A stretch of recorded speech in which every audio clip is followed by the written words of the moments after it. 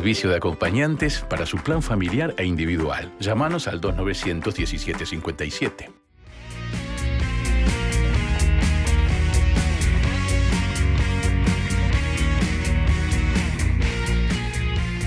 Bueno, queda planteada la pregunta al doctor Alfredo Toledo, porque aquel que padece o tiene un familiar que tiene una enfermedad denominada rara, más o menos sabe a qué universo estamos hablando, pero el televidente, como dice uno, ¿qué es una enfermedad rara? ¿Por qué se la define como rara? Sí, se las conoce como enfermedades raras o poco frecuentes. Ustedes van a ver las dos terminologías y justamente lo que la define es la baja prevalencia que tienen estas enfermedades. O sea, en números absolutos son muy poquitos los enfermos que hay, por supuesto dependiendo del país. Imagínense en nuestro país, un país chiquitito, 3 millones de habitantes, tenemos enfermedades que son un paciente, 2 pacientes, 5 pacientes. Pero la definición es esa, ¿no? En números absolutos, aquellos que están realmente... Por ejemplo, en Uruguay, ¿cuántos pacientes con enfermedades raras hay? En Uruguay no se sabe exactamente, hace muy poquito tiempo, hará 2 o 3 años que se comenzó a registrar, el Ministerio de Salud Pública lleva el registro de estas enfermedades, está en proceso. Entonces lo que hacemos es manejar las cifras internacionales que dicen que van entre un 6 y un 7% de la población está afectada, ¿no? O sea que calculemos el 6 o 7% de la población uruguaya y esa es la cifra que manejamos, pero no tenemos el número exacto, ¿no?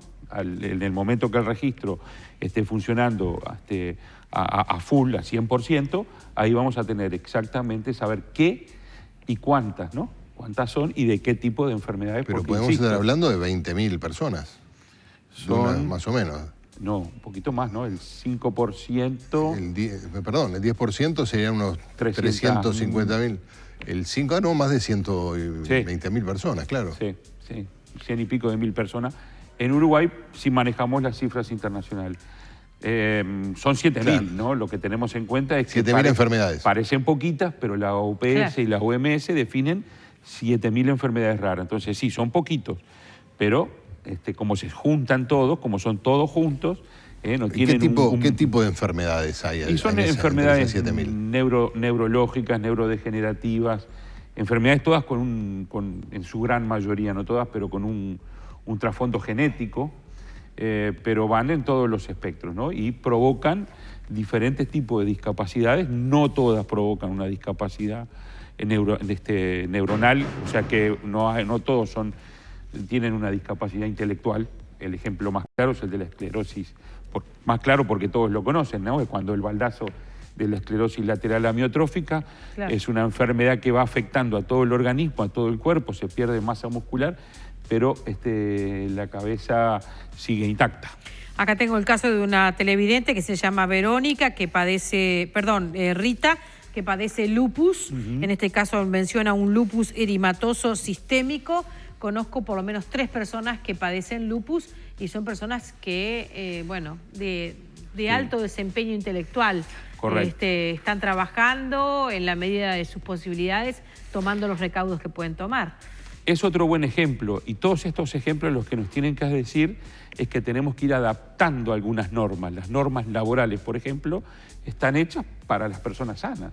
Ya desde el momento que uno entra a trabajar y le piden el carnet de salud, ya empezamos a ver cuál es el perfil del trabajador que pretende la normativa. O sea que nosotros tenemos que ir ajustando estas normas porque evidentemente una persona con lupus, para seguir este ejemplo, por ejemplo, no tiene las mismas posibilidades o tiene diferentes situaciones que se pueden dar a lo largo de su vida que no están contempladas en la ley. Estoy pensando en una docente, conozco un caso, que padece esta enfermedad y que, por ejemplo, como tantas personas que la padecen, no puede tomar frío de ninguna manera, lo tiene absolutamente contraindicado. Bueno, pensemos que eso es casi un imposible. Claro. Sí. Se las arregla, pero... Realmente se cortan mucho las posibilidades laborales y la otra alternativa que le damos es pasar a ser un pensionado. Y las pensiones son realmente de muy bajo valor, o sea que tampoco son la solución definitiva, ¿no? Lo que tenemos que hacer es ajustar. Eso es inclusión, porque a veces hablamos de inclusión y no nos damos cuenta de que la inclusión es para que las personas aquellas que tienen este tipo de discapacidades que son físicas, cómo adaptamos la normativa laboral para que ellos puedan trabajar y al mismo tiempo y se tenga en cuenta la enfermedad que tiene. La dignidad de la persona, que hay cosas que no puede hacer por su enfermedad, pero otras sí. Por ejemplo, el caso de Stephen Hawking quizás sea excepcional, pero con sus facultades intelectuales hay que ha logrado producir y sobrellevarlo, ¿no? Tenemos que exprimirlos al máximo. Basta del pobrecito, hay que ir y que logren el máximo desarrollo que pueden. Y tú pusiste un gran ejemplo. Digo, de repente en algún tiempo nos preguntaremos qué hubiera sido de este mundo sin los descubrimientos o el pensamiento que tuvo Stephen Hawking, ¿no? Y bueno, eso es lo que hay que buscar, que hay una persona que tiene una deficiencia física brutal, pero intelectualmente es brillante. Toledo, Verónica nos dice, gracias por difundir el encuentro iberoamericano de enfermedades raras. Mi niña de 4 años tiene una enfermedad rara y es bueno difundir que a cualquiera le puede pasar. Fuimos a este encuentro y nos ayudó mucho. La enfermedad de mi hija se llama neurofibromatosis tipo 1 y está diagnosticada. Nos ayuda como papás y a afrontar nuestra realidad. Sí, Verónica dice muchas cosas muy ciertas. Y una es eso, ¿no? Lo que logra una asociación como la Asociación de Enfermedades Raras, como Atueru, es que empiezan a encontrarse familias y pacientes. Y ya no es la opinión del médico, que a veces es una opinión muy científica, muy cierta, porque puede conocer lo que sabe, de lo que está hablando, pero el paciente sabe cuáles son sus necesidades. Entonces allí se encuentra el paciente con otro paciente, el familiar con otro familiar. Y en enfermedades raras se da algo muy especial, que el paciente termina sabiendo más que el médico. Es experto. Mire, yo hace poco tuve de mañana una alumna del liceo que tiene esa enfermedad que se detecta con el test de sudor. Sí, fibrosis quística. Efectivamente. Y ella vino a comentarme cuán cómodo le quedaba determinada presentación de un medicamento que ella podía inhalar cómodamente y que no la inhabilitaba de ir a estudiar, que le permitía ir a hacer piscina cuando podía, es decir, que le permitía tener una vida más parecida a las de sus compañeras de liceo. Y ella sabía muchísimo de su enfermedad y la defendía como nadie a la hora de argumentar, es decir, yo necesito esto y esto, a mí me dan esta posología, esta presentación de medicación, pero yo quiero esta, porque con esta puedo ser mejor atleta, mejor estudiante y puedo tener mejor calidad de vida. Y eso lo aprenden en esto, ¿no? Lo aprenden en esto, lo aprenden porque hoy vivimos en el siglo XXI y en este siglo hay pacientes del siglo XXI. Bien. Y el paciente accede a mucha información y aquel que está interesado la consigue. Información. Eso lo juntamos con el conocimiento del médico y es realmente un cóctel explosivo. Eso es lo bueno, cuando las dos partes se entienden. El médico tiene que entender que el paciente de allí sabe mucho y le tiene que dejar que le diga, porque le está dando muchísimas pistas. Bien. Él, con esa información que le dan y su conocimiento, hace el mix ideal para el tratamiento, para el diagnóstico y para el seguimiento. Doctor, pero si son 7.000, puede haber dificultades de diagnóstico, ¿no? Muchísimas. Pero es natural que los haya. Como hablábamos hace un rato con Sotelo, hoy el diagnóstico es un diagnóstico genético de estas enfermedades. Nosotros hasta hace unos años atrás, 5, 6, 10 años atrás, eran enfermedades completamente desconocidas, no tenían nombre, ya no eran poco frecuentes ni raras, sino desconocidas. Era otro capítulo. La persona, el niño nacía, vivía con esta enfermedad y después nosotros nos quedábamos con toda la incógnita. Hoy se puede diagnosticar, pero es un diagnóstico muy específico. Acá no alcanza muchas veces con un análisis de sangre, no es una tomografía. Ahora, entonces, por eso es la dificultad en diagnóstico. A propósito de tomografías y de otros métodos diagnósticos, uno piensa que en una población como la de Uruguay, usted decía, hay algunas enfermedades que tienen un solo paciente. Sí. Brasil tiene 210 millones de habitantes, por lo tanto, las posibilidades de que haya de esa misma enfermedad 100, en fin, o más pacientes, hace que haya también mayor disponibilidad de tratamientos, de especialistas, de medicinas. ¿Es así esto? Aunque parezca raro, no sigue una progresividad de este tipo. Eso lo hemos visto y por eso se han conformado estas redes iberoamericanas. Y en muchos casos hay más dificultades o tienen los mismos problemas que tenemos nosotros, con muchos pacientes, con muchas familias, pero tienen, cuando empezamos a ver, los mismos problemas, para llegar al diagnóstico, para llegar al tratamiento y luego para reinsertar a esas personas en el ámbito laboral o educativo también, ¿no? Hace no tanto tiempo que uno, como periodista, empezó a ver manifestaciones, gente que se iban al Parlamento a reclamar por las enfermedades raras, ¿no? Los medicamentos, y causaba cierta curiosidad. ¿Cuántos serán? 10 personas. 20 personas, ¿no? Y ahora ya tenemos encuentros latinoamericanos y una organización que nuclea a todos los pacientes, ¿no? Sí, por suerte. Eso es lo que da el progreso que ha tenido la ciencia y la tecnología en la salud, ¿no? O sea, que diagnósticos que antes no se realizaban, hoy se pueden realizar, y tratamientos. Una vez que se diagnostica, inmediatamente lo que aparece es alguien que la investiga para ver cómo la trata. Bien. Entonces van unidas las dos cosas. Entonces son realmente patologías innovadoras que requieren diagnósticos innovadores y tratamientos innovadores. Yo hablo de innovadores porque me niego a hablar de caro, ¿no? Eso lo enfatizo mucho. Estos son innovadores.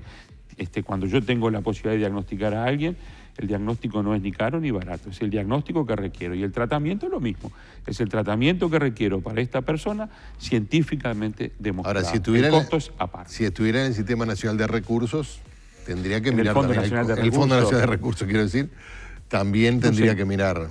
No sé, porque, digo, bajo la premisa de que paciente bien tratado es el paciente más barato, yo me jugaría eso.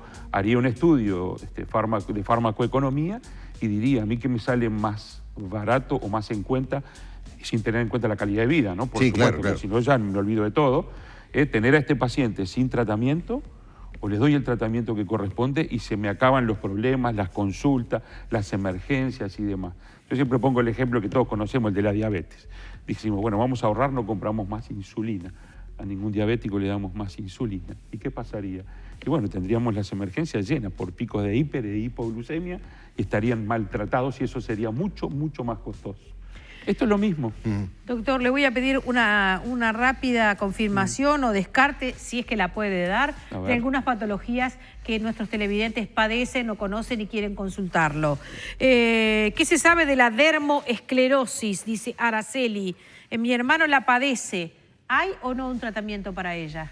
Tendríamos que consultar. La dermoesclerosis sí es una enfermedad rara. ¿Es rara? Bien. Podríamos averiguar qué tipo de... Perfecto. Ojo que a veces hay tratamientos que no son curativos, pero son tratamientos sintomáticos que mejoran la calidad de vida del paciente, ¿no? ¿Edema linfático es considerada una enfermedad rara? Pregunta Negrita Gómez.